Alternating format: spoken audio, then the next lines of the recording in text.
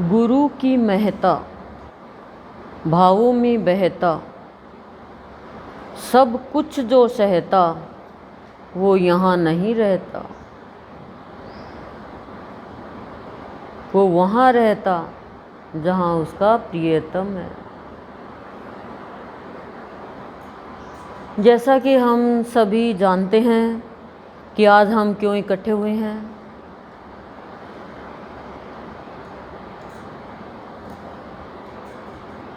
गुरुदेव का निर्वाणोत्सव, यानी आज के दिन गुरुदेव ने अपना ये शरीर छोड़ा था, त्याग किया था, साकार से निराकार हुए। और दूसरा कृतिका की शादी के उपरांत का सत्संग। भाव योगी का भाव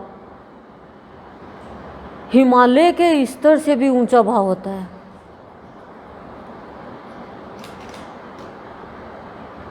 बहुत ऊंचा भाव है भाव योगी का।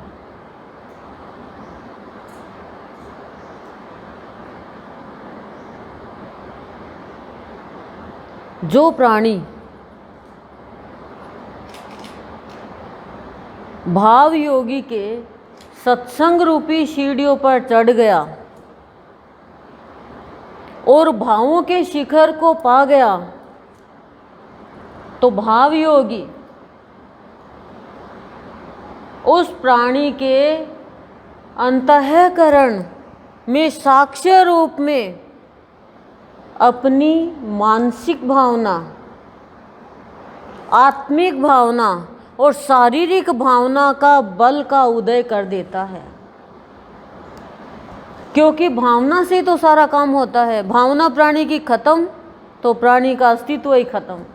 भावना से ही तो महान बनता है। राम भावना से ही राम बना और कंस भावना से ही कंस बना। रावण भावना से ही रावण बना। तो भावना से ही असुर बन जाता है, भावना से ही सुर बन जाता है, भावना से ही संत बन जाता है और भावना से ही असंत बन जाता है।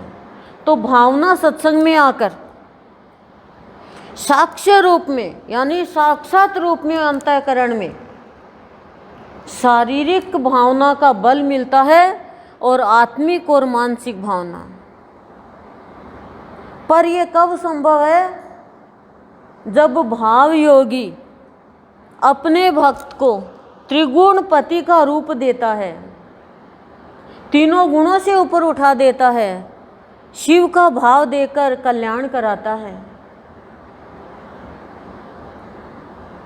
और फिर उसके सारे संशय, सारे भ्रम दूर कर देता है।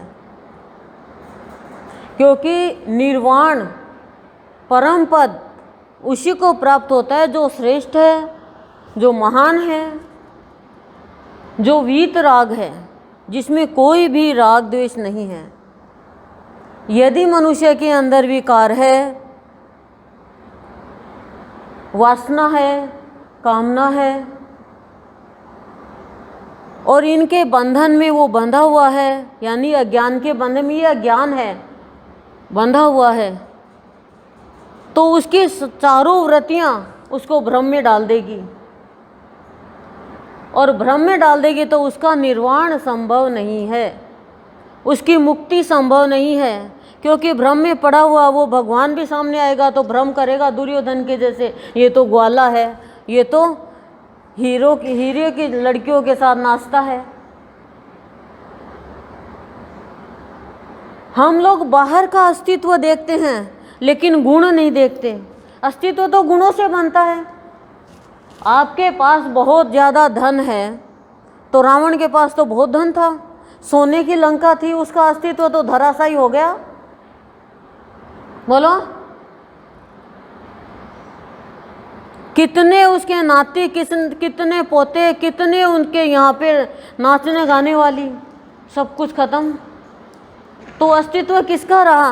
राम का, जो जंगल में रह रहा है और वलकल पहन रखा है, लेकिन एक दिन महाराजा बन गया। वो तो त्रिलोकी का राजा है। पर उन्होंने हमें ये शिक्षा दी कि ये मत समझो कि खाली वलकल पहन रखा है, तिनकों के कपड़े पहन रखा है, तिनकों पे ही सो रहा है, न चप्पल भी नहीं है और वो साधारण है, उसका अपमान मत करो, वो ही राम हो सकता है। वो ही कल्याण कर सकता है। पर हम बाहर का अस्तित्व देखते हैं, बाहर की जाति देखते हैं, बाहर का कर्म देखते हैं।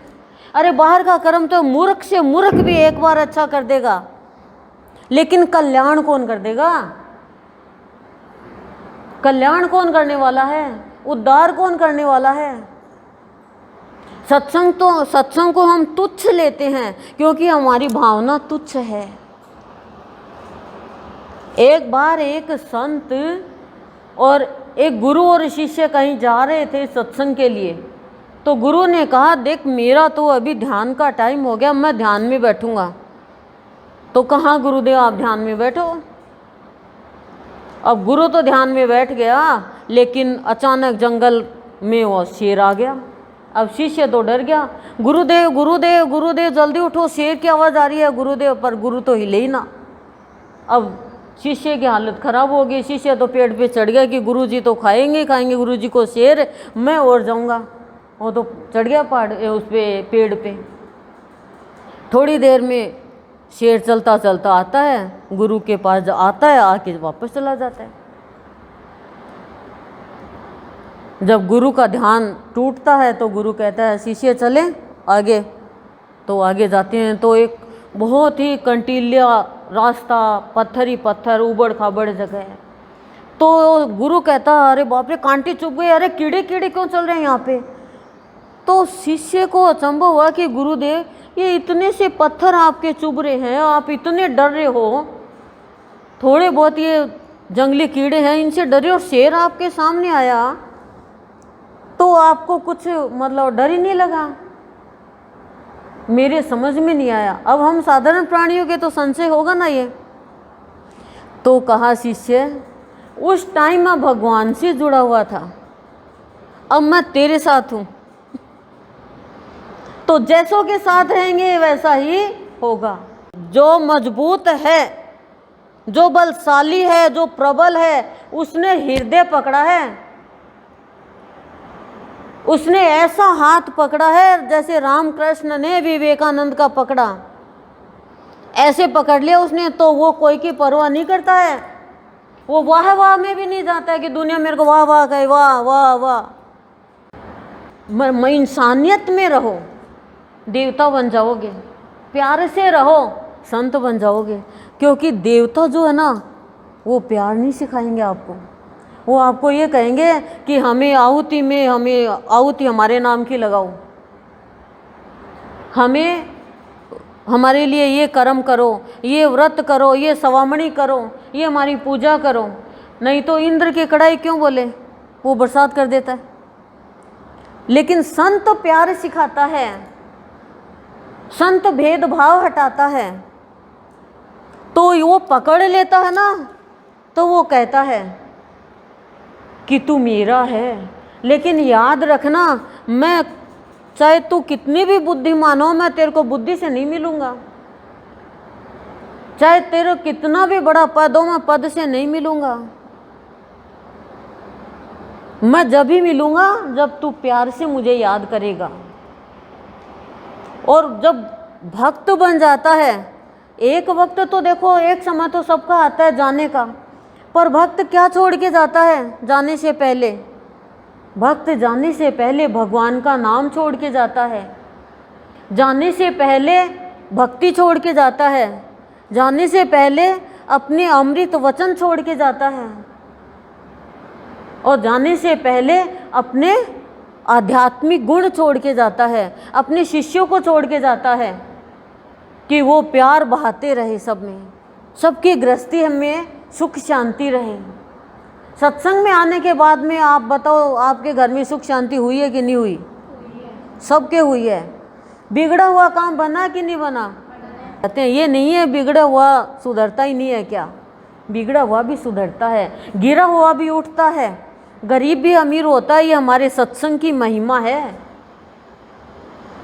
सारे संशय खत्म हो जाते हैं। और जब गुरु भावियों के संग हाथ पकड़ लेता है, फिर वो किसी की भी परवाह नहीं करता। नदी बहती है तो वो परवाह करती है क्या? वो तो सागर में मिलती है।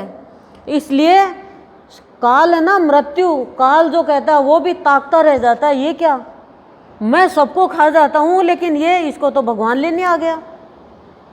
क्यों? क्योंकि वो कालातीत है, वो महाकाल है, कोई भी कुछ नहीं बिगाड़ सकता। इस बात का ध्यान रखना। कोई भक्त का बिगाड़ने के लिए चलेगा वो ही दूर हो जाएगा, वो दूर हो जाए। भक्त बिगाड़ेगा नहीं पर वो भक्त से दूर हो जाएगा। भक्त में इतनी शक्ति आ जाती है भगवान की। हमारे भाव योगी संत का भाव बहुत ही निराला है, निडरता का भाव है, निर्भीकता का भाव है और मन की चमक का भाव है। इतना जीवन जीना सिखा देते हैं। और आज इस बच्ची की शादी के उपरांत का सत्संग, गुरुदेव बाबा से यही प्रार्थना करती हूँ कि गुरुदेव बाबा की कृति बन करके, कृतिका बन करके, दीप्ति इनसे लेकर के दीप्ति फैलाओ बिटिया। मेरा प्यार तेरे साथ अंतिम श्वास तक रहेगा, सदा आनंद में रहो। गुरुदेव के भावों की तारायण रूप बने, भावों की चंद्र की ज्योत प्राप्त हो और जीवन चंदक बन के रहे। यही आशीर्वाद गुरुदेव की कृपा से मिल रहा है तेरे लिए। ओम शांति ही शांति।